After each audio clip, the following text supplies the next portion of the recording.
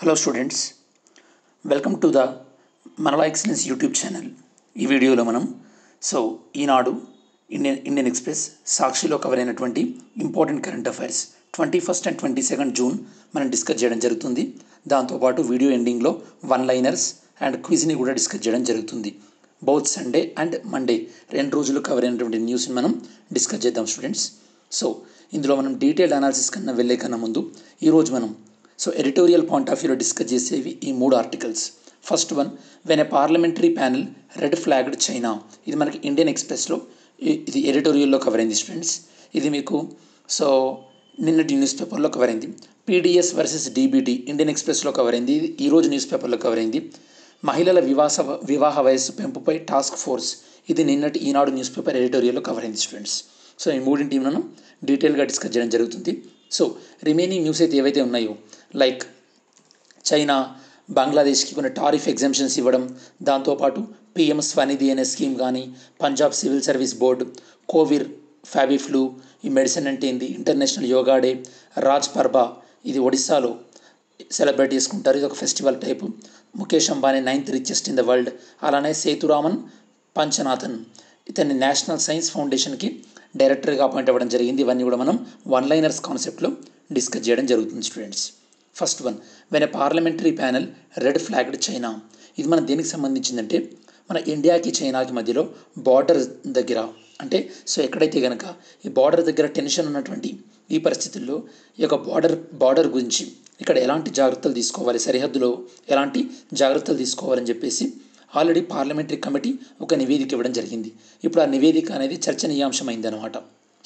మరి ఆ నివేదిక ఏం చెప్పింది, దాంతోపాటు అసలు పార్లమెంటరీ కమిటీస్ అంటే ఏంది, వాటి యొక్క ప్రాధాన్యం ఏ విధంగా ఉంది, భారతదేశం రాజకీయాలలో లేదా చట్టసభల్లో ఈ యొక్క పార్లమెంటరీ కమిటీ యొక్క ప్రాధాన్యత ఏంది అనేది మనం డిస్కస్ చేయడం జరుగుతుంది స్టూడెంట్స్. ఇది మనకి ఇండియన్ ఎక్స్ప్రెస్లో ఎక్స్ప్లెయిన్డ్ కేటగిరీలో వాళ్ళు ఇవ్వడం జరిగింది. లెసన్ ప్లాన్ యాజ్ యూజువల్గా అసలు న్యూస్లో ఏముంది ఇప్పుడు, అలానే పార్లమెంటరీ కమిటీ రిపోర్ట్ ఏం చెప్పింది, డోక్లాం ప్రతిష్టంభన తర్వాత ఈ యొక్క పార్లమెంటరీ కమిటీస్ అంటే ఏంది, అలానే వీటి యొక్క ప్రాముఖ్యత అంటే ఏంది, ఇవి డిస్కస్ చేద్దాం స్టూడెంట్స్. అసలు ఇప్పుడు న్యూస్లో ఏముందంటే, భారత్ చైనా మధ్యలో సరిహద్దులో ఉన్నటువంటి ఉద్రిక్తతల నేపథ్యంలో ఈ యొక్క పార్లమెంటరీ స్టాండింగ్ కమిటీ వాళ్ళు భారత్ చైనా సంబంధాలపైన ఒక నివేదికను ఇవ్వడం జరిగింది. అది ఇప్పుడు ఇచ్చినటువంటి నివేదిక కాదు స్టూడెంట్స్. మనకి ఎప్పుడైతే కనుక డోక్లాం విషయంలో ప్రతిష్టంభన స్టాండ్ ఆఫ్ ఏర్పడిందో, డోక్లాం అనేది ఈ యొక్క భూటాన్లో ఉన్నటువంటి పీఠభూమి అనమాట, ప్లాట్యూ. అక్కడ దాన్ని రక్షించాల్సినటువంటి బాధ్యత మనది. బేసికల్లీ భూటాన్ వాళ్ళు మనకిచ్చారు. అక్కడ ఇండియన్ సోల్జర్స్కి చైనీస్ సోల్జర్స్కి మధ్యలో ఒక స్టాండ్ ఆఫ్, ఒక నువ్వానైనా అన్న రీతిలో కొన్ని రోజులుగా స్టాండ్ ఆఫ్ ఏర్పడింది, ప్రతిష్టంభన ఏర్పడింది. దాని తర్వాత పార్లమెంటరీ కమిటీని ఏర్పాటు చేయడం జరిగింది. అది ఇచ్చినటువంటి రిపోర్ట్ ఇప్పుడు వెలుగులోకి రావడం జరిగిందనమాట. అది మనం డిస్కస్ చేయబోయేది. మరి ఈ యొక్క రిపోర్ట్ ఏం చెప్పిందంటే స్టూడెంట్స్, ఫస్ట్ ఈ పార్లమెంటరీ కమిటీ పేరేంది, parliamentary committee and external affairs. మీరు ఇప్పుడు ఏం చేయాలంటే, యూపీఎస్సీ కానీ గ్రూప్ 1 పాయింట్ ఆఫ్ వ్యూలో కానీ, ఎలాగో గ్రూప్ 1 మెయిన్స్కి డేట్స్ వచ్చినాయి కాబట్టి మీరు డైరెక్ట్ ఈ పాయింట్స్ని మీరు రాసి మెయిన్స్లో రాసేటట్టు చెక్ చేసుకోండి స్టూడెంట్స్. దాంతో మీకు లైఫ్ ఈజీ ఉంటుంది. Parliamentary committee and external affairs, దీనికి అధ్యక్షత వహించింది ఎవరు, శశి థరూర్. ఇది దేనికి ఏం ఇన్ఫర్మేషన్ ఇచ్చిందంటే, సరిహద్దు విషయంలో 2 దేశాల మధ్యలో పరస్పర సమన్వయం ఏ విధంగా అవసరం, దాంతోపాటు ఈ కమిటీ ఎందుకు ప్రాధాన్యం అంటే, ఈ కమిటీలో పాలకపక్షం ఉంటుంది, రూలింగ్ పార్టీ ఉంటుంది, మరి ప్రతిపక్షం వాళ్ళు ఉంటారు కాబట్టి ఇది బైపార్టిసాన్ వ్యూ అంటే రెండు వైపుల నుండి కూడా అభిప్రాయాలు వ్యక్తమైనటువంటి వేదిక అనమాట. ఒకే వైపు నుండి ఉండకుండా, అంటే బోత్ అధికార పక్షం అండ్ ప్రతిపక్షం ఇద్దరి వ్యూస్ కూడా ఉంటాయి. అలానే ఇందులో ఇండియా చైనా విషయంలో ఇది ఇంకేం చెప్పిందంటే, ఈ బార్డర్ విషయంలో, సరిహద్దు విషయంలో రిపీట్గా చైనా వాళ్ళు మన భారతదేశ భూభాగాన్ని ఏ విధంగా దురాక్రమణ చేయడానికి ప్రయత్నిస్తున్నారు అన్నదాన్ని కూడా ఈ రిపోర్ట్ చెప్పడం జరిగింది. దాంతోపాటు చైనా విషయంలో మనం కొద్దిగా స్కెప్టిసిజం, అంటే ఒక రకమైనటువంటి అపనమ్మకం ఉంది.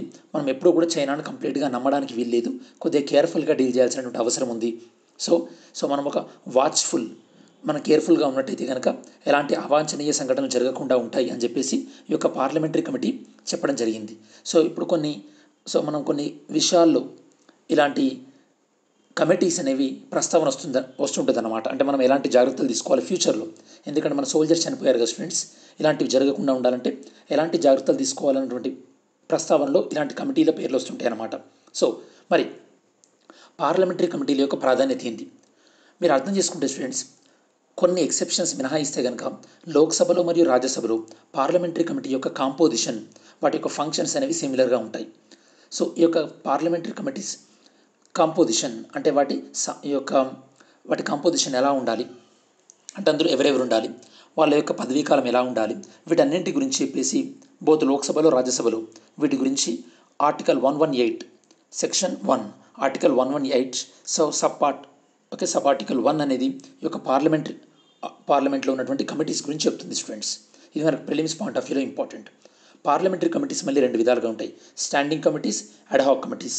స్టాండింగ్ కమిటీస్ అంటే ఇవి ఏంటంటే పర్మనెంట్గా ఉంటాయి అన్నమాట. ఇందులో మెంబర్స్ చేంజ్ అవుతుంటారు కాబట్టి కమిటీస్ మాత్రం అలానే ఉంటాయి. బెస్ట్ ఎగ్జాంపుల్ ఏంటంటే స్టాండింగ్ కమిటీకి ఇప్పుడు మనం డిస్కస్ చేస్తున్నటువంటి parliamentary committee on external affairs, ఇది ఒక స్టాండింగ్ కమిటీ. అడ్హాక్ కమిటీస్ అనుకోండి, ఫర్ ఎగ్జాంపుల్ నిర్భయ ఇన్సిడెంట్ జరిగినప్పుడు ఒక కమిటీ వేశారు, అది ఇన్వెస్టిగేట్ చేస్తుంది, దాని తర్వాత కమిటీ యొక్క కాల పరిమితి అయిపోతుంది. సో తాత్కాలికంగా ఏదైనా ఒక విషయం పైన విచారించడానికి వేసేటటువంటి పార్లమెంటరీ కమిటీని ఏమంటారంటే అడ్హాక్ కమిటీస్ అంటారు. ఇది తన బాధ్యతలు అయిపోయిన తర్వాత ఈ కమిటీ అనేది డిజాల్వ్ అవుతుందన్నమాట, వైదొలుగుతుంది. మరి ఈ నేపథ్యంలో పార్లమెంటరీ కమిటీల యొక్క ప్రాధాన్యత ఏంది స్టూడెంట్స్? సో పార్లమెంట్లో మనం చాలామంది ఇప్పుడు లోక్సభలో జనరల్గా ఇప్పుడు మనం ఆంగ్లో ఇండియన్స్ లేరు కాబట్టి 543, రాజ్యసభలో 245, ఇంతమందిలో మనకు డీటెయిల్డ్ డిస్కషన్ అనేది జరిగే అవకాశం ఉండదు. కాబట్టి ఈ పార్లమెంటరీ కమిటీలలో అందరు పార్టీల నుంచి కూడా రిప్రజెంటేటివ్స్ ఉంటుంటారు కాబట్టి అంటే ఒకరు కానీ ఇద్దరు కానీ ఆ పార్టీ యొక్క స్ట్రెంత్ను బట్టి ఇక డీటెయిల్డ్ డిస్కషన్, ఇన్డెప్త్ అనాలిసిస్ జరిగే అవకాశం ఉంటుందన్నమాట. సో దాంతోపాటు ఇక్కడ ప్రతిపక్షాల యొక్క వ్యూస్, దాంతోపాటు అధికార పక్షం యొక్క వ్యూస్ అనేవి రిప్రజెంట్ జరుగుతుంటాయి. ఈ యొక్క పార్లమెంట్ యొక్క రిపోర్ట్స్ పైన జనరల్గా డిబేట్ ఉండదు. కాకపోతే మనం ఏదైనా బిల్ పాస్ చేసేటప్పుడు కానీ లేదా ఒక ముఖ్యమైనటువంటి విషయాన్ని పార్లమెంట్లో డిస్కస్ చేసేటప్పుడు కానీ ఈ యొక్క కమిటీల యొక్క రిపోర్ట్లను మనం రిఫరెన్స్గా వాడుకుంటుంటాం. ఇది జనరల్గా వేస్తుంటాం అన్నమాట. దాంతోపాటు ఈ యొక్క పార్లమెంటరీ కమిటీలలో ఉన్నటువంటి సభ్యులు వాళ్ళు ఏదైనా విషయం పైన, ఫర్ ఎగ్జాంపుల్ ఇండో చైనా విషయం పైన వాళ్ళు రిపోర్ట్ తయారు చేస్తున్నారు.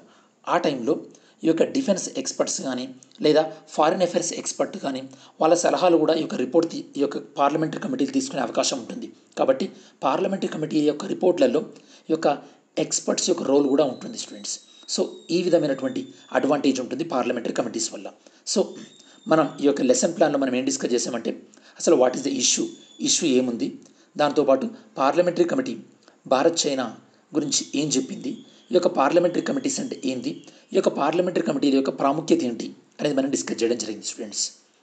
సెకండ్ ఆర్టికల్ వచ్చేసి మనం పీడిఎస్ వర్సెస్ డీబీటీ. పీడిఎస్ అంటే ఈ యొక్క పబ్లిక్ డిస్ట్రిబ్యూషన్ సిస్టమ్.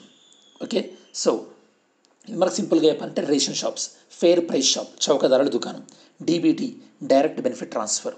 ఈ ఆర్టికల్లో ఇప్పుడు అశోక్ గులాటీ గారు ఏమంటున్నారంటే ఈ పబ్లిక్ డిస్ట్రిబ్యూషన్ సిస్టమ్ అనేది కాస్ట్లీ అవుతుంది ప్రభుత్వానికి, కాబట్టి దీని బదులు గ్రాడ్యువల్గా భవిష్యత్తులో దీని స్థానంలో డైరెక్ట్ బెనిఫిట్ ట్రాన్స్ఫర్ అంటే ప్రజలకు మంత్లీ ఎంతో కొద్దిగా క్యాష్ అనేది ట్రాన్స్ఫర్ చేస్తే బాగుంటుంది అని ఇతను అభిప్రాయాన్ని వ్యక్తం చేయడం జరిగింది. సో ఇతను అభిప్రాయాన్ని వ్యక్తం చేస్తూ ఇతను రెండింటి గురించి ప్రస్తావించాడు. ఏంటంటే ఒకటేమో ఈ యొక్క ప్రొక్యూర్మెంట్ ప్రైస్, దాంతోపాటు central issue price. Procurement price అంటే ఏంటంటే స్టూడెంట్స్ రైతుల నుండి కేంద్రము FCI ద్వారా ఈ యొక్క ఫుడ్ కార్పొరేషన్ ఆఫ్ ఇండియా ద్వారా ధాన్యాన్ని సమకూర్చుతుంది. దాన్ని ప్రొక్యూర్మెంట్ ప్రైస్ అంటారనమాట. ఈ ధాన్యాన్ని మినిమం సపోర్ట్ ప్రైస్, కనీస మద్దతు ధర కొంటుంటుంది అనమాట. అలా కొన్నటువంటి ధాన్యాన్ని రాష్ట్ర ప్రభుత్వాలకి ఒక పర్టికులర్ రేట్కి అమ్మడం జరుగుతుంది. దాన్ని సెంట్రల్ ఇష్యూ ప్రైస్ అంటారు, CIP అంటారు అనమాట. రాష్ట్ర ప్రభుత్వాలు దాన్ని కొన్న తర్వాత ఆ రాష్ట్ర పరిధిలో ఉన్నటువంటి వివిధ ఫెయిర్ ప్రైస్ షాప్, చౌకదారుల దుకాణాల్లోకి వీటిని డిస్ట్రిబ్యూట్ చేయడం జరుగుతుంది స్టూడెంట్స్. సో ఈ టైంలో ఈ యొక్క ప్రొక్యూర్మెంట్ ప్రైస్ కేంద్ర ప్రభుత్వం ఎక్కువ చెల్లించి ఈ యొక్క సెంట్రల్ ఇష్యూ ప్రైస్ తక్కువ ఉండడం వల్ల తక్కువ ఉండడం వల్ల మీనింగ్ ఏంది, ఎక్కువ డెట్ బర్డెన్, రుణభారం అనేది పడుతుంది కేంద్ర ప్రభుత్వం మీద. సో దీన్ని తగ్గించుకుంటూ ఇప్పుడు FCI దగ్గర ఏదైతే కనుక ఆల్రెడీ ఎక్కువ ధాన్యం ఉందో దాన్ని అమ్మేసి ఓపెన్ మార్కెట్ ఆపరేషన్స్, ఇక్కడ ఆర్టికల్లో అదే చెప్పారు, ఓపెన్ మార్కెట్ ఆపరేషన్స్. సో దాన్ని అమ్మేసి అధికంగా ఉన్నటువంటి ఫుడ్ గ్రెయిన్స్ని తీసేసుకోవడం బెటర్ అని చెప్పేసి దాన్ని సజెస్ట్ చేస్తూ ఇన్ ఫ్యూచర్లో భవిష్యత్తులో ఈ PDS స్థానంలో ఈ యొక్క డైరెక్ట్ బెనిఫిట్ ట్రాన్స్ఫర్ చేస్తే బాగుంటుంది అంటున్నారు అన్నమాట. ఇతని వ్యూస్. సో మరి ఈ కాంటెక్స్లో మనం యొక్క లెసన్ ప్లాన్ని ఇంట్రడక్షన్ రిమార్క్స్, అసలు PDS అంటే ఏంది, ఇందులో కేంద్ర రాష్ట్ర ప్రభుత్వాల యొక్క ప్రాధాన్యత అంటే రోల్ భాగస్వామ్యం ఏ విధంగా ఉంటుంది అని డిస్కస్ చేసిన తర్వాత పీడిఎస్ కన్నా క్యాష్ ఎందుకు బెటర్, క్యాష్ కన్నా అసలు పీడిఎస్ఏ ఎందుకు better, both side of the arguments మనం చూసి వే ఫార్వర్డ్ దీనికి ఎలాంటి సొల్యూషన్ ఉంటే బాగుంటుందో మనం చెక్ చేద్దాం స్టూడెంట్స్. సో ఫస్ట్ ఈ యొక్క పబ్లిక్ డిస్ట్రిబ్యూషన్ సిస్టమ్ అనేది ఏంటంటే ఒక ఫుడ్ సెక్యూరిటీ, ఆహార భద్రతలో ఒక భాగం అనమాట. ఇది మనకు ministry of consumer affairs, food and public distribution పరిధిలోకి వస్తుంది. ఇది మనకు ప్రిలిమ్స్ పాయింట్ ఆఫ్ వ్యూలో ఏ మంత్రిత్వ శాఖ పరిధిలోకి వస్తుంటుంది అని అడుగుతుంటారు. So you must be careful. So ప్రజలందరికీ కూడా ఆహార ధాన్యాల కొరత రాకుండా, ఈ యొక్క ఆహార అభద్రత ఉండకుండా, ఆహార భద్రత ఉండడానికి ఈ యొక్క పీడిఎస్ సిస్టాన్ని తీసుకోవడం జరిగింది. దీన్ని కేంద్ర ప్రభుత్వం మరియు రాష్ట్ర ప్రభుత్వాలు అమలు చేస్తున్నాయి స్టూడెంట్స్. కేంద్ర ప్రభుత్వం తరపున ఎఫ్సిఐ అనేది ఈ యొక్క ఆహార ధాన్యాల సేకరణ, దాంతోపాటు దాన్ని నిల్వ చేయడం, దాంతోపాటు దాన్ని రవాణా చేసి రాష్ట్రాలకు కేటాయించడం, ఇవన్నీ కూడా కేంద్ర ప్రభుత్వ పరిధిలో జరుగుతుంది. అలా కేటాయించబడినటువంటి ధాన్యాన్ని అంటే ప్రధానమైనటువంటి ఈ యొక్క గోడౌన్ నుంచి రాష్ట్రంలో ఉన్నటువంటి మిగతా గోడౌన్స్ అన్నిటికీ చేర్చి అక్కడ నుండి ఈ యొక్క ఫేర్ ప్రైస్ షాప్స్ అంటే చౌకదారుల దుకాణంలోకి చేరవేయడం అనేది రాష్ట్ర ప్రభుత్వాల యొక్క ప్రధానమైనటువంటి బాధ్యత. సో ఇది ఇంట్రడక్షన్ పార్ట్లోకి వెళ్తే కనుక, మరి ఇప్పుడు కొంతమంది క్యాష్ ఎందుకు బెటర్ అంటే, so argument in favour of ఈ యొక్క క్యాష్ ట్రాన్స్ఫర్ డీబీటీ ఎందుకు బెటర్ అంటే, ఫస్ట్ మన కొంతమంది ఏమంటున్నారంటే ఈ పీడిఎస్ చౌకదారుల వ్యవస్థ ఏదైతే ఉందో ఇందులో చాలా మటుకు లీకేజ్, అంటే కొంతమంది చనిపోయినా, కొంతమంది ఆ ఊర్లో లేకపోయినా వాళ్ళ తరపున యొక్క రైస్ కానీ లేదా వీట్ కానీ తీసుకుంటున్నారు, ఇందులో వేస్టేజ్ ఎక్కువ ఉందని కొంతమంది యొక్క వ్యూస్. దాంతోపాటు క్యాష్ ఇవ్వడం వల్ల సో మనకి ఎవరైతే కనుక ఈ యొక్క పీడిఎస్ని సరిగా ఉపయోగించుకోలేకపోతున్నారో వాళ్ళని మనం ఇంకా చాలా ఎఫెక్టివ్గా టార్గెట్ చేయొచ్చు, వాళ్ళకి సమర్థవంతంగా మనం ఇవ్వచ్చు అని ఇంకొక వాదన. దాంతోపాటు మనం ఈ యొక్క చౌకదారుల దుకాణంలో మనం రైస్ దాంతోపాటు కొన్నే ఇస్తున్నాం, అలా కాకుండా డైరెక్ట్ క్యాష్ ఇవ్వడం వల్ల ఆ క్యాష్తోని తనకు నచ్చినటువంటి ఆహార ధాన్యాలను కొనగలుగుతాడు. అప్పుడు వినియోగదారుడికి ఎక్కువ స్వేచ్ఛ ఉంటుంది, పేదవాడికి ఎక్కువ స్వేచ్ఛ ఉంటుంది, మోర్ చాయిస్ ఫర్ కన్జ్యూమర్స్ అని ఒక వెర్షన్ ఉంది. దాంతోపాటు సో వేస్టేజ్ కూడా, అంటే ఫర్ ఎగ్జాంపుల్ ఈ యొక్క ధాన్యాన్ని స్టోర్ చేయడం ఈ యొక్క గోడౌన్స్లో, ఇదంతా వేస్టేజ్ని తగ్గించవచ్చు. దాంతోపాటు ఇంకేంటంటే మనం ఎక్కువ ధాన్యం స్టోర్ చేయాల్సిన పని ఉండదు కాబట్టి సో మనకు అవసరం ఉన్నంత ధాన్యాన్ని చాలా ఎఫెక్టివ్గా, సమర్థవంతంగా సో మంచి వేర్ హౌస్లో స్టోర్ చేసి ఈ యొక్క ధాన్యం పాడవకుండా కూడా మనం చూసుకోవచ్చు. మనకు ఎంత కావాలో ప్రభుత్వానికి అత్యవసరంగా అంతే తీసుకొని మిగతా ఈ పీడిఎస్ ద్వారా సేకరించకుండా క్యాష్ ఇవ్వడం ద్వారా సో మనకి ఎమర్జెన్సీలో ధాన్యం ఏదైతే అవసరం ఉంటుందో దాన్ని మనం చాలా సమర్థవంతంగా స్టోర్ చేసుకోవచ్చు అని ఇంకొక వ్యూ అనమాట. దాంతోపాటు ఫిస్కల్ డెఫిసిట్, నేను ఇంతకుముందు మీకు చెప్పాను కదా స్టూడెంట్స్, అంటే ప్రొక్యూర్మెంట్ ప్రైస్ దాంతోపాటు సెంట్రల్ ఇష్యూ ప్రైస్, వీటికి మధ్యలో డిఫరెన్స్ ఉండడం వల్ల కేంద్ర ప్రభుత్వం పైన ఆర్థిక భారం పడుతుంది. దాని నుంచి కూడా కేంద్ర ప్రభుత్వానికి ఒక ఉపశమనం, రిలీఫ్ ఉంటుంది. సో ఈ విధంగా సో నేను ఇక్కడ మీకు 5 పాయింట్స్ చెప్పాను. ఒకటి పీడిఎఫ్లో కరప్షన్, లీకేజ్, దాని తర్వాత బెటర్ టార్గెటింగ్, దాని తర్వాత కన్జ్యూమర్స్కి ఎక్కువ చాయిస్, వేస్టేజ్ని రెడ్యూస్ చేయడం, అలానే కేంద్ర ప్రభుత్వం పైన ఈ యొక్క మనీ బర్డెన్ అనేది ఫిస్కల్ డెఫిసిట్ అంటే విత్త లోటు ఉండకుండా సో జాగ్రత్తలు తీసుకోవచ్చు. ఇది వెర్షన్స్ ఏంది, పీడిఎస్ బదులు క్యాష్ ఉండాలి అని చెప్పేటటువంటి వాళ్ళ యొక్క వెర్షన్ అనమాట. మరి కొంతమంది పీడిఎస్ఏ ఎందుకుంటే బాగుంటుంది, రేషన్ షాప్స్ ఎందుకుంటే బాగుంటుంది. ఫస్ట్ వన్, క్యాష్ ఇచ్చినంత మాత్రాన లీకేజ్ ఉండదని పెద్ద గ్యారంటీ ఏం లేదు స్టూడెంట్స్. ఎందుకంటే ఓల్డ్ ఏజ్ పెన్షన్స్లలో కొంతమంది విషయంలో ఎంత కరప్షన్ జరుగుతుందో మనం అర్థం చేసుకుంటున్నాం. సో పీడిఎస్ ఉంటే లీకేజ్ ఎక్కువ ఉంటుంది, క్యాష్ ఉంటే లీకేజ్ తక్కువ ఉంటుంది, అలా ఏం లేదు. Second thing, PDS performing better. ఏ రాష్ట్రాలు అయితే కనుక ఈ యొక్క చౌకదారుల వ్యవస్థలో అంటే ఈ యొక్క సో రేషన్ షాప్ వ్యవస్థలు మంచి సంస్కరణలు తీసుకొచ్చాయో ఆ రాష్ట్రాల్లో ఈ యొక్క వేస్టేజ్ అనేది చాలా తక్కువగా ఉంది. కాబట్టి ఇక్కడ ఏంటంటే బేసికల్లీ రాజకీయంగా దాంతోపాటు ప్రభుత్వ అధికారులు సరైనటువంటి సంస్కరణ తీసుకొచ్చి పౌర సమాజం చాలా జాగృతంగా ఉన్నట్టయితే కనుక, అంటే చాలా యాక్టివ్గా ఉన్నట్టయితే కనుక అక్కడ లీకేజ్ జరిగే అవకాశం తక్కువ ఉంటుంది. అది క్యాషా ఫుడ్డా అనేది సంబంధం లేకుండా.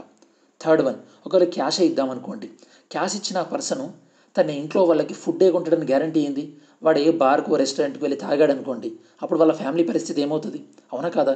ఎందుకంటే మన ఇండియాలో మేల్ డామినేటెడ్ ఉన్నటువంటి ఈ సొసైటీలో క్యాష్ ఉంటే కనుక దాన్ని స్పెండ్ చేయడం అనేది హస్బెండ్ చేతిలో ఉంటుంది ఎక్కువ ఫ్యామిలీలలో. అదే ఫుడ్ ఉందనుకోండి అది ఉమెన్ చేతిలో ఉంటుందన్నమాట. కాబట్టి పీడిఎస్ సిస్టంలో ఫుడ్ ఇవ్వడం వల్ల సో ఉమెన్కి, దాంతోపాటు ఫ్యామిలీలో ఉన్నటువంటి చిల్డ్రన్కి ఇది ఆహార భద్రతనిచ్చే అవకాశం ఉంటుంది. అదే క్యాష్ ఇచ్చినట్టయితే కనుక అది మిస్యూజ్ అయ్యే అవకాశం కూడా ఉంటుంది స్టూడెంట్స్. దీనివల్ల ఆహార భద్రతకే ముప్పు వచ్చేటటువంటి అవకాశం ఉంటుంది. Fourth one, week banking infrastructure.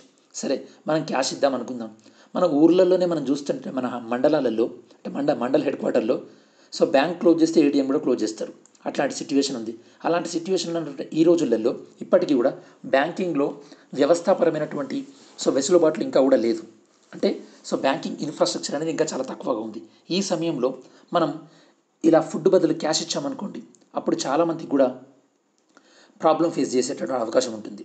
దాంతోపాటు పీడిఎస్ అంటే మార్కెట్లో రైస్ ధరలు పెరిగినా, దాంతోపాటు షుగర్ ధర పెరిగినా, పప్పు ధాన్యాల ధర పెరిగినా పీడిఎస్ చౌక ధర దుకాణంలో ఇచ్చేటటువంటి ధర పెరగదు. అంటే మీనింగ్ ఏంటి? ద్రవ్యోల్బణం బయట ఎంత పెరిగినా మనకు ఫుడ్ మాత్రం ఉంటుంది పేద ప్రజలకు. అదే క్యాష్ ఇచ్చారనుకోండి, ఇంతకుముందు గత నెలలో 1000 రూపాయలు ఇస్తే, ఫర్ ఎగ్జాంపుల్ 1000 రూపాయలు ఇస్తే ఒక 10 కిలోల బియ్యం వచ్చినాయి అనుకోండి, ఇప్పుడు ఆ 1000 రూపాయలకి 5 కిలోల బియ్యమే రావచ్చు. అవునా కదా? అప్పుడు ఇన్ఫ్లేషన్ అంటే ద్రవ్యోల్బణం వల్ల పేదవాడు బాధపడే అవకాశం ఉంటుంది. దాంతోపాటు పీడిఎస్ అనేది కేవలం పేదవాళ్ళ కోసమే కాదు. పీడిఎస్ ఉంది కాబట్టి కేంద్ర ప్రభుత్వం అనేది రైతుల దగ్గర కనీస మద్దతు ధరకు ధాన్యాన్ని సేకరిస్తుంది. మరి ఎప్పుడైతే కనుక పీడిఎస్ అనేది లేదనుకోండి, అప్పుడు కేంద్ర ప్రభుత్వం అనేది కనీస మద్దతు ధర పెట్టి రైతుల దగ్గర కొంటుందా? కొనే అవకాశం ఉండదు. సో దానివల్ల ఫార్మర్స్కి ఖచ్చితమైనటువంటి ఖచ్చితమైనటువంటి ఒక ఇన్కమ్ అనేది ఉంటుందా? రాబడి అనేది ఉంటుందా? ఖచ్చితమైనటువంటి రాబడి ఉండదు. అదొక పాయింట్. దాంతోపాటు ఈ యొక్క క్యాష్ ట్రాన్స్ఫర్ కొంతమందికి లభించకపోవచ్చు. క్యాష్ ట్రాన్స్ఫర్ పెడితే ఎందుకు, మీకు ఆధార్ లింక్ కాలేదని మీరు చూస్తున్నాం. ఒక్కొక్కసారి ఎంఆర్ఓ ఆఫీసుల చుట్టూ ఎంత తిరుగుతుంటారో పేద ప్రజలు. ఆధార్ లింక్ కాలేదంటారు, రేషన్ కార్డు లింక్ కాలేదంటారు, మీ పేరు రాంగ్ ఉందంటారు. దీనివల్ల ఏమవుతుంటుంది, చాలామంది పేద ప్రజలకి రేషన్ వెళ్ళే అవకాశం మిస్ అవుతుంటుంది అనమాట. ఒకానొక సందర్భంలో ఛత్తీస్గఢ్లో, జార్ఖండ్లో కొంతమంది ట్రైబల్ పీపుల్ కొంతమంది ప్లేసులలో వాళ్ళకి ఆధార్తోని రేషన్ కార్డు లింక్ లేదని వాళ్ళకి రేషన్ సప్లై చేయకపోతే ఫుడ్ లేక చనిపోయిన సందర్భాలు కూడా ఉన్నాయి. అంత దారుణమైనటువంటి స్థితి. కాబట్టి క్యాష్లో ఉన్న అడ్వాంటేజ్ కొన్న విధంగా ఉన్నాయి, అలానే పీడిఎస్ అంటే రేషన్ షాపులు ఉంటే అడ్వాంటేజ్ కొనే విధంగా ఉంది. మరి వే ఫార్వర్డ్ అంటే ఏ విధంగా ఉంటే బాగుంటుంది? ఏ విధంగా ఉంటే బాగుంటుందంటే క్యాష్ అనేది కొన్ని సిస్టంలో సక్సెస్ఫుల్ అయింది. ఫర్ ఎగ్జాంపుల్ ఇప్పుడు గ్యాస్ సబ్సిడీ అనుకోండి, ఎల్పిజి సబ్సిడీ, అట్లాంటి విషయాల్లో అయింది. కాకపోతే ఈ ఫుడ్ విషయంలో దీనిలో కొన్ని లోటుపాట్లు ఉన్నాయి. కాబట్టి గవర్నమెంట్ ఏం చేయాలంటే ఫుడ్ కూపన్స్ ఇవ్వాలి. అంటే ఫర్ ఎగ్జాంపుల్ ఇప్పుడు డైరెక్ట్ బియ్యం ఇవ్వకుండా ఫుడ్ కూపన్స్ ఇస్తే కనుక, ఫర్ ఎగ్జాంపుల్ మీకు ఇప్పుడు ఈజీగా చెప్పాలంటే మీరు ఎప్పుడైనా మీరు ఏదైనా కంపెనీలో పనిచేస్తే కనుక మీకు సొడెక్సో కూపన్స్ ఇస్తుంటారు జనరల్గా. ఆ కూపన్స్ ఏంటంటే మీరు వెళ్ళి షాప్లో ఆ కూపన్ ఇస్తే కనుక మీరు వాటిని యూటిలైజ్ చేసుకోవచ్చు. ప్రభుత్వం ఇలాంటి కూపన్స్ ఇస్తే కనుక అవి కేవలం ఫుడ్కి సంబంధించిన కూపనే కాబట్టి వాళ్ళు బియ్యం కొనుక్కోవాలా, పప్పు కొనుక్కోవాలా, ఉప్పు కొనుక్కోవాలా, వాళ్ళ యొక్క ప్రజల ఇష్టం ఉంటుందన్నమాట. కాబట్టి ఇలా కూపన్స్ ఇవ్వడం అనేది బెస్ట్ సిస్టమ్. పీడిఎస్ సిస్టమ్తో కంపేర్ చేసిన లేదా డైరెక్ట్ క్యాష్ ఇచ్చే సిస్టమ్తో కంపేర్ చేసిన ఈ రెండింటి మధ్య మార్గంగా దీన్ని మనం ఆచరిస్తే బాగుంటుంది స్టూడెంట్స్. మనం ఈ ఆర్టికల్ ఏం డిస్కస్ చేసామంటే పీడిఎస్ సిస్టమ్ గురించి ఇంట్రడక్షన్, దాంతోపాటు క్యాష్ బెటర్ అనేటటువంటి కొన్ని ఆర్గ్యుమెంట్స్, పీడిఎస్ఏ బెటర్ అనేటువంటి కొన్ని ఆర్గ్యుమెంట్స్, ఫైనల్గా ఏది బాగుంటుంది, ఫుడ్ కూపన్ అనే వ్యవస్థ బాగుంటుందని మనం కంక్లూజన్ చేయడం జరిగింది. థర్డ్ వన్, మహిళల వివాహ వయస్సు పెంపుపై టాస్క్ ఫోర్స్ ఏర్పాటు. మనం ఇది గతంలోనే డిస్కస్ చేసాం, కాకపోతే ఇప్పుడు మనం editorial point of view discuss చేద్దాం స్టూడెంట్స్. కాంటెక్స్ట్ ఏంటంటే బేసికల్లీ మహిళలకి పురుషులకి ఈ యొక్క మ్యారేజ్ విషయంలో సమానమైన హక్కులు ఉండాలని చెప్పేసి పబ్లిక్ ఇంట్రెస్ట్ లిటిగేషన్ని ఢిల్లీ హైకోర్టులో ఫైల్ చేయడం జరిగింది. అప్పుడు ఈ యొక్క మహిళల వయస్సు, దాంతోపాటు పురుషుల వయస్సు సమానంగా ఉండాలన్న దానిపై మీ అభిప్రాయం చెప్పండి అంటూ ఈ యొక్క ఢిల్లీ హైకోర్టు సెంట్రల్ గవర్నమెంట్ని, దాంతోపాటు లా కమిషన్కి నోటీస్ ఇవ్వడం జరిగింది. దీని గురించి స్టడీ గురించి ఆల్రెడీ కేంద్ర ప్రభుత్వం ఒక టాస్క్ ఫోర్స్ను కూడా ఏర్పాటు చేయడం జరిగింది.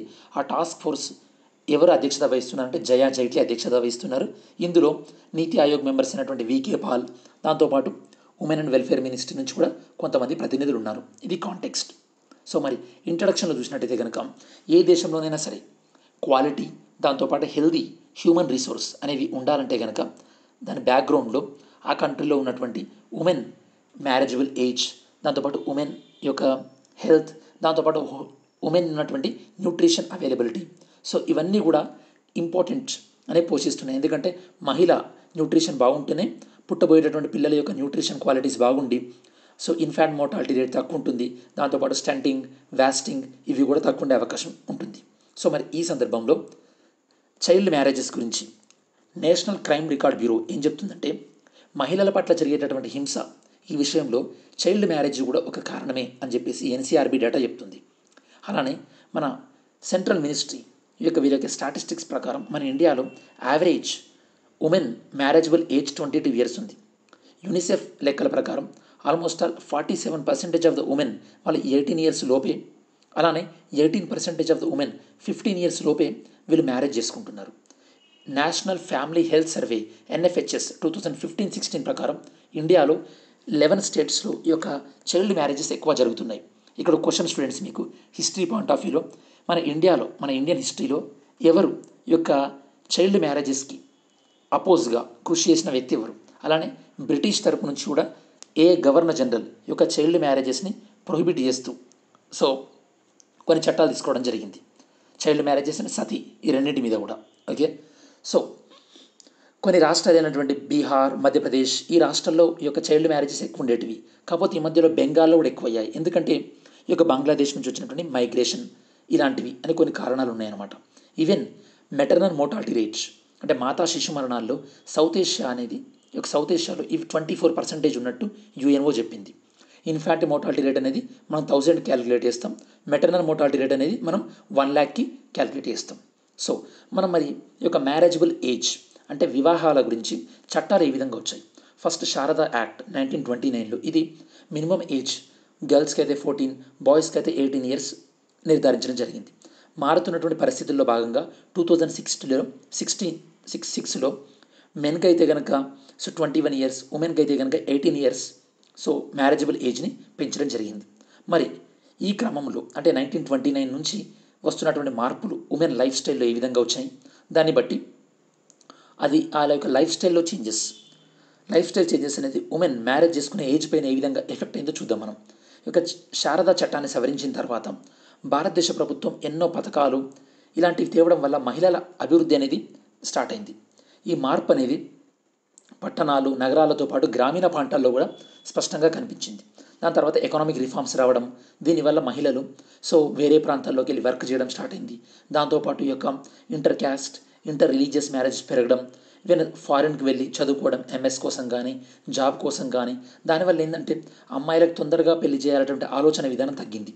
దీనివల్ల మహిళల యొక్క మ్యారేజబుల్ ఏజ్ అనేది క్రమంగా పెరుగుతూ వచ్చింది. మరి ఈ పరిస్థితుల్లో ఇప్పుడు టాస్క్ ఫోర్స్ అనేది స్టడీ చేసి మహిళలకు మినిమం మ్యారేజబుల్ ఏజ్ ఏది ఉంటే బాగుంటుంది అని సజెస్ట్ చేయబోతుంది. మరి మన కంక్లూజన్ పాయింట్ ఏంటంటే స్టూడెంట్స్, సో మహిళల వివాహ వయస్సు పెరుగుదల అనేది మహిళల యొక్క సాధికారతకు, దాంతోపాటు ఈ యొక్క జెండర్ ఈక్వాలిటీని సాధించే విధంగా ఒక ముందడుగుగా మనం భావించాల్సి ఉంటుంది. అలానే ఎంతో కాలంగా అపరిష్కృతంగా ఉన్నటువంటి ఉమెన్ రిజర్వేషన్ బిల్ని సుసాధ్యం చేయడం ద్వారా మహిళల యొక్క అభివృద్ధికి మనం సో పాటుపడవచ్చు. అలానే ఎన్ని చట్టాలు తెచ్చినప్పటికీ కూడా మన సమాజంలో ఉన్నటువంటి కొన్ని కట్టుబాట్లు మారాలి. ఇప్పటికీ కూడా సో మహిళల పట్ల వివక్షతను మారాలి. అలానే మనం ప్యాట్రియాటికల్ సొసైటీ అంటే పితృస్వామిక ఆలోచన విధానానికి వీడి కాలాన్ని మారుతున్నట్టు దాని అనుగుణంగా మన యొక్క వ్యవహార శైలిని మార్చుకోవాలి. అప్పుడే ఈ యొక్క మహిళా సాధికారికత, ఉమెన్ ఎంపవర్మెంట్ అనేది సాధ్యమవుతుంది. మరి మనం వన్ లైనర్స్ చూసుకున్నట్టయితే కనుక సో ఇప్పుడు ఈ 3 ఆర్టికల్ కూడా డీటెయిల్గా సండే, మండే కవర్ అయినటువంటివి.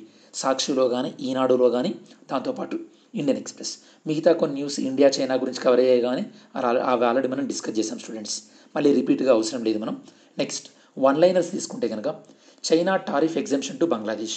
ఈ న్యూస్ ఏంటంటే బంగ్లాదేశ్ నుంచి ఏవైతే కనుక చైనాకు ఎగుమతులు అవుతున్నాయో ఆ వస్తువులపైన చైనా విధించేటటువంటి టారిఫ్ అంటే ఏవైతే కనుక ట్యాక్స్ ఉంటుందో, కస్టమ్ డ్యూటీ అట్లాంటివి almost all 97% of the Bangladesh వస్తువుల మీద చైనా టారిఫ్లు తొలగించింది. ఎందుకంటే కోవిడ్-19 సమయంలో బంగ్లాదేశ్ యొక్క ఆర్థిక వ్యవస్థ తీవ్రంగా ఎఫెక్ట్ అయింది. కాబట్టి బంగ్లాదేశ్ ఏం చెప్పిందంటే, మేము ఈ దేశానికి ఏవైతే ఎగుమతి చేస్తున్నామో వాటిపైన ఈ యొక్క కస్టమ్ డ్యూటీని తగ్గించండి, దానివల్ల మా ఎగుమతులకు మీ కంట్రీలో ఎక్కువ డిమాండ్ ఉంటుంది, మా ఆర్థిక వ్యవస్థ రికవర్ అవుతుంది అన్నదానికి చైనా సో ఈ విధంగా స్పందించిందనమాట. సో చైనా అనేది బంగ్లాదేశ్ యొక్క రిక్వెస్ట్ని ఏ కేటగిరీలో అంటే బేసికల్లీ సో బంగ్లాదేశ్ అనేది లీస్ట్ డెవలప్డ్ కంట్రీ ఎల్డీసీ. ప్రపంచంలో బేసికల్లీ ఈ యొక్క middle income country, low income country, high income కంట్రీస్గా డెవలప్ చేసాం మనం డివైడ్ చేసుకోవడం జరిగింది. మీరు ఎకానమీలో చదివి ఉంటారు. ఆ కంట్రీలో ఉన్నటువంటి ప్రజల యొక్క తలసరి ఆదాయాన్ని బట్టి. బంగ్లాదేశ్ అనేది లీస్ట్ డెవలప్ కంట్రీలో స్టేటస్లో ఉంది కాబట్టి సో వాళ్ళ బంగ్లాదేశ్ కొన్ని మినహాయింపులు ఇస్తున్నట్టు చైనా ప్రకటించింది. సో అలానే దీనివల్ల బంగ్లాదేశ్ను చైనాకు మధ్యలో ఉన్నటువంటి వాణిజ్య లోటు అనేది కూడా తగ్గే అవకాశం ఉంటుంది అని బంగ్లాదేశ్ అధికారులు చెప్తున్నారు స్టూడెంట్స్. దీనివల్ల ఏమవుతుందంటే బంగ్లాదేశ్ నుంచి ఆల్మోస్ట్ ఆల్ వెళ్ళేటటువంటి 8,000 గూడ్స్ ఏవైతే కనుక చైనాకు వెళ్తున్నాయో దానిపైన ట్యాక్స్ తక్కువ ఉండే అవకాశం ఉంటుంది. సో బంగ్లాదేశ్ ఇదివరకే ఈ యొక్క ఏషియా పసిఫిక్ ట్రేడ్ అగ్రిమెంట్ ఈ ఒప్పందంలో భాగంగా చైనా నుండి కొన్ని ట్యాక్స్ ఎగ్జంప్షన్స్ పొందుతుంది. అసలు మీకు ఏషియా పసిఫిక్ ట్రేడ్ అగ్రిమెంట్ అంటే ఏంటో తెలియాలి. దీన్ని మనం బ్యాంకాక్ అగ్రిమెంట్ అని కూడా అంటారు స్టూడెంట్స్. ఇదేంటంటే సో మన ఏషియా ప్రాంతంలో ఒక దేశానికి ఇంకో దేశానికి మధ్యలో వర్తక వాణిజ్యాలు సులువుగా ఉండే విధంగా ఈ అగ్రిమెంట్ని చేసుకోవడం జరిగింది. ఇందులో కరెంట్ మెంబర్స్ ఎవరంటే Bangladesh, China, India, Korea and so Vietnam and Sri Lanka. ఇవి ఇందులో సభ్య దేశాలు స్టూడెంట్స్. సో ఇక్కడ మనం ఒకటి అర్థం చేసుకోవాలి స్టూడెంట్స్ ఏంటంటే ఫస్ట్ బంగ్లాదేశ్కి ఎగ్జంప్షన్ ఇచ్చింది, దాంతోపాటు ఏషియా పసిఫిక్ ట్రేడ్ అగ్రిమెంట్, దాంతోపాటు చైనా బంగ్లాదేశ్తో ఆర్థిక సంబంధాలను మెరుగుపరచుకోవడం ద్వారా భారతదేశానికి ఇబ్బందులు సృష్టించే అవకాశం కూడా ఉంది. కాబట్టి మనం బంగ్లాదేశ్తో సంబంధాల విషయంలో కొద్దిగా జాగ్రత్తగా ఉండాల్సినటువంటి విషయం ఉంది. ఇంకా పెంచుకోవాలి మన సంబంధాలు బంగ్లాదేశ్తో. Second one PM Svanidhi. ఇక పిఎం స్వనిధి అనే దాన్ని సో మనకి ఎగ్జామినేషన్ పాయింట్ ఆఫ్ వ్యూలో సో ఏ మంత్రిత్వ శాఖ పరిధిలోకి వస్తుంది? Ministry of housing and urban affairs. దీన్ని ఎప్పటి నుంచి అమలు చేస్తున్నాం? June 1. అసలు ఇది ఏంటంటే బేసికల్ ఎవరైతే కనుక వీధి వ్యాపారస్తులు ఉంటారో, వీధుల్లో అమ్ముకునే వాళ్ళు ఉంటారో, స్ట్రీట్ వెండర్స్, వాళ్ళ కోసం ఉద్దేశించినటువంటి స్కీమ్ అన్నమాట. వాళ్ళకు అప్ టు ఒక 10,000 మట్టికి లోన్ ఇచ్చేటటువంటి స్కీమ్. వాళ్ళ మంత్లీ ఇన్స్టాల్మెంట్లో దాన్ని 1 ఇయర్లో కట్టుకోవచ్చు. ఇది పిఎం స్వనిధి అనే స్కీమ్. ఇక ఇంట్రెస్ట్ వీళ్ళు కరెక్ట్ టైం పే చేస్తే కనుక ఒక 7% ఆఫ్ ఇంట్రెస్ట్ మాఫీ కూడా ఉంటుంది. సో ఇప్పుడు మనకి ఎలా అయితే కనుక ఈ యొక్క కిసాన్ క్రెడిట్స్ కార్డ్స్ పైన ఎలా ఇంట్రెస్ట్ మాఫీ ఇస్తుంటామో అలా అనమాట. మరి దీన్ని ఇంప్లిమెంట్ చేసేది ఎవరంటే బేసికల్లీ సో ఇంతకుముందు చెప్పినట్టు మీకు ministry of housing and urban affairs. So nodal agency ఏంటంటే SIDBI. Very very important students. SIDBI implement చేస్తుంది. సిడ్బీ అనేది రీసెంట్గా మైక్రో స్మాల్ ఎంటర్ప్రైజెస్ అంటే సూక్ష్మ చిన్న పరిశ్రమను ఆదుకోవడానికి కూడా ఒక ఫండ్ని తీసుకోవడం జరిగింది. దాని పేరు ఏంటంటే credit guarantee fund trust for micro and small enterprises, CGTMSE. మనకి ఎగ్జామినేషన్ పాయింట్ ఆఫ్ వ్యూ దీన్ని ఎవరు ఇంప్లిమెంట్ చేస్తున్నారు? సిడ్బీ. ఏ మంత్రిత్వ శాఖ పరిధిలో? ఇది ఎవరి కోసం? స్ట్రీట్ వెండర్స్ కోసం, వీధి వ్యాపారస్తుల కోసం. Third one Punjab civil service board. So Punjab civil service బోర్డుని ఏర్పాటు చేయడం జరిగింది. సో ఈ బోర్డు ఏం చేస్తుంది? ఆ రాష్ట్రంలో ఉన్నటువంటి IAS ఆఫీసర్ల ట్రాన్స్ఫర్స్ని అంటే ఏ కలెక్టర్ని ఎక్కడ ట్రాన్స్ఫర్ చేయాలి అని, లేదా సో ఏ సెక్రటరీని ఎక్కడ ట్రాన్స్ఫర్ చేయాలి అనే దాన్ని సమీక్షిస్తుంటారు అన్నమాట. దీనికి హెడ్ ఎవరు? Chief secretary of state. So దీన్ని బేసికల్లీ సో ఈ యొక్క కోర్టు ఆదేశాలను బట్టి ఇదివరకు సుప్రీంకోర్టు 2013లో కేంద్ర రాష్ట్ర ప్రభుత్వాలను ఇలాంటి బోర్డులను ఏర్పాటు చేయడం జరిగింది. ఎందువల్ల అంటే ఈ యొక్క కలెక్టర్ల బదిలీల్లో ట్రాన్స్ఫర్స్ విషయంలో రాజకీయ నాయకుల యొక్క ఇన్వాల్వ్మెంట్ ఉండకుండా చేయడానికి కోసం అని చెప్పేసి దీన్ని ఏర్పాటు చేయడం జరిగింది. మరి మీకు ఎగ్జామినేషన్ పాయింట్ ఆఫ్ వ్యూలో ఈ సివిల్ సర్వీస్ బోర్డును ఏర్పాటు చేసినటువంటి రాష్ట్రం ఏది అని అడగవచ్చు. లేదా దీనికి అధ్యక్షత ఎవరు వహిస్తున్నారు ఆ రాష్ట్రంలో అని కూడా అడగవచ్చు. లేదా మీరు గ్రూప్ 1లో మెయిన్స్ ఆన్సర్ రాసేటప్పుడు దీని యొక్క గుడ్ గవర్నెన్స్ పాయింట్ ఆఫ్ వ్యూలో మీరు ఇది ఇంక్లూడ్ చేయొచ్చు. ఫోర్త్ వన్ కోవిఫర్ అనేది ఏంది? Antiviral drug. డ్రగ్ పేరు రెమ్డెసివిర్, బ్రాండ్ పేరు కోవిఫోర్. ఇదేంటంటే ఈ యొక్క హెటరో డ్రగ్కి అప్రూవల్ ఇవ్వడం జరిగింది. బేసికల్లీ ప్రపంచ స్థాయిలో గ్లెన్మార్క్ కంపెనీకి అప్రూవల్ వచ్చింది. ఇండియాలో దీనికి హెటరోకి అప్రూవల్ చేయడం జరిగింది. గ్లెన్మార్క్కి ఇది 2వ మెడిసిన్ స్టూడెంట్స్. ఒకటేమో ఆల్రెడీ ఈ ఫ్యావిపిరావిర్, దానికి సంబంధించి ఫ్యాబిఫ్లూ అనేది కూడా అప్రూవల్ రావడం జరిగింది. COVID-19కి సంబంధించి 2 కూడా COVID-19. ఒకటి ఇంజెక్షన్ ఫామ్లో కోవిఫోర్, ఇంకొకటి నాన్ ఇంజెక్షనబుల్ ఫామ్. ఒకటేమో ఫ్యాబిఫ్లూ బ్రాండ్ పేరు, ఇంకొకటి కోవిఫోర్. మీరు బ్రాండ్ పేర్ల కన్నా ఎక్కువ డ్రగ్స్ పేరు గుర్తుపెట్టుకోండి. రెమ్డెసివిర్ ఒకటి, దాంతోపాటు ఫ్యావిపిరావిర్ ఇంకొకటి. రెండింటికి మదర్ కంపెనీ ఏంటంటే Glenmark. Next international yoga day. దీన్ని మనం June 21 అబ్జర్వ్ చేయడం జరిగింది స్టూడెంట్స్. థీమ్ ఏంటంటే yoga for health and yoga at home. ఇది అనమాట బేసికల్లీ. వరల్డ్ హెల్త్ ఆర్గనైజేషన్ ఏం చెప్పిందంటే యోగా ద్వారా మనం ఈ యొక్క హెల్త్ ఫిజికల్ యాక్టివిటీని ఇంప్రూవ్ చేసుకోవడం అన్న థీమ్ని 2018 నుండి 2030 వరకు ఈ థీమ్ని మనం ఫాలో అవుదామని చెప్పేసి వరల్డ్ హెల్త్ ఆర్గనైజేషన్ చెప్పడం జరిగింది. యోగాని ప్రపంచ దినోత్సవంగా బేసికలీ ఈ యొక్క ఐక్యరాజ్య సమితి తన యొక్క 69వ మీటింగ్లో 2014లో డిసిషన్ తీసుకోవడం జరిగింది. June 21. ఆ రోజు బేసికలీ నార్థన్ హెమిస్ఫియర్లో లాంగెస్ట్ డే ఉంటుందన్నమాట. ఎందుకంటే ఈ యొక్క సన్ రైస్ అనేవి డైరెక్ట్గా ట్రాపిక్ ఆఫ్ క్యాన్సర్ కర్కట రేఖ పైన పడుతుంటాయి. Next Raja Parba of Odisha. ఒడిస్సాలో ఈ యొక్క రాజప్రభ అనే ఉత్సవాన్ని చేసుకుంటారు. బేసికలీ ఇది ఏంటంటే ఎవరైతే కనుక ఉమెన్ వాళ్ళ యొక్క మదర్ అంటే అడల్ట్హుడ్ రీచ్ అవుతారో, అంటే మెన్స్ట్రల్ సైకిల్ ఎవరికైతే స్టార్ట్ అవుతుందో ఉమెన్కి, ఆ టైంలో వీళ్ళకి ఫంక్షన్ చేసుకోవడం అనేది ఈ డేస్లో 14, 15, 16 రాష్ట్రం అంతటా కూడా ఫాలో అవుతుంటారు. ఎందుకంటే ఇది మాన్సూన్ సీజన్. ఆ టైంలో భూమి కూడా మొక్కలు మొలకెత్తుంటాయి ఈ టైంలో. దానికి నేచర్ ఏ విధంగానైతే కనుక ఒక మదర్హుడ్, ఒక మాతృత్వాన్ని సంతరించుకుంటుందో దానికి ప్రతీకగా, దానికి ప్రతిస్పందనగా ఈ యొక్క రాష్ట్రంలో కూడా ఈ యొక్క ఫెస్టివల్ని వీళ్ళు ఫాలో అవుతుంటారు స్టూడెంట్స్. ఇది కల్చరల్ పాయింట్ ఆఫ్ వ్యూలో మీకు ఇంపార్టెంట్. రాజప్రభ ఒడిస్సా. నెక్స్ట్ ముఖేష్ అంబానీ, ప్రపంచంలో 9th richest person. Asset value ఎంత అంటే $64.5 billion. రిపోర్ట్ ఇచ్చింది ఎవరంటే బ్లూంబర్గ్ బిలియనీర్స్ ఇండెక్స్, వీళ్ళు రిపోర్ట్ ఇవ్వడం జరిగింది. 8th one Sethuraman పంచనాథన్. ఇతన్ని యొక్క యుఎస్ సెనేట్, యుఎస్లో 2 సభలు ఉంటాయి స్టూడెంట్స్. ఎగువ సభ మన దగ్గర రాజ్యసభలాగా యుఎస్ సెనేట్ అంటారు, మన దగ్గర దిగువ సభ లోక్సభ టైప్ అక్కడ హౌస్ ఆఫ్ పీపుల్ ఉంటుంది స్టూడెంట్స్. ఇక సెనేట్ అనేది మన ఇండియన్ అమెరికన్ అయినటువంటి సేతురామన్ పంచనాథన్ని నేషనల్ సైన్స్ ఫౌండేషన్కి డైరెక్టర్గా అపాయింట్ చేయడం జరిగింది స్టూడెంట్స్. ఇవి మీకు వన్ లైనర్స్. నెక్స్ట్ క్విజ్లోకి వెళ్తే కనుక విచ్ స్టేట్ హ్యాస్ అడాప్టెడ్. ఈ యొక్క ఇండస్ట్రీస్ పెట్టుకోవడానికి, పరిశ్రమలు పెట్టుకోవడానికి భూమి ఈజీగా అవైలబుల్గా ఉండే విధంగా ఫ్లాటెడ్ ఫ్యాక్టరీ మోడల్ అనేది తీసుకొచ్చినటువంటి రాష్ట్రం ఏంది? ఉత్తరప్రదేశ్. ఈ యొక్క పేమెంట్ బ్యాంక్ సురక్షా శాలరీ అకౌంట్ అంటే ఎంఎస్ఎంఈల కోసం ఈ యొక్క సురక్షా శాలరీ అకౌంట్ అని తీసుకొచ్చినటువంటి పేమెంట్ బ్యాంక్ ఏంటి? Airtel payment bank. Next PM care fund. ఇక పిఎం కేర్ ఫండ్స్ ఉంది కదా స్టూడెంట్స్, దాన్ని ఆడిట్ చేయడానికి నెక్స్ట్ 3 సంవత్సరాలకు ఆడిట్ చేయడానికి ఏ సంస్థను ఏర్పాటు చేయడం జరిగింది auditing purpose? SAARC and associates. Next ఈ యొక్క పిఎం కుసుమ్ సంస్థ స్కీమ్కి సంబంధించినటువంటి రైట్ ఆన్సర్.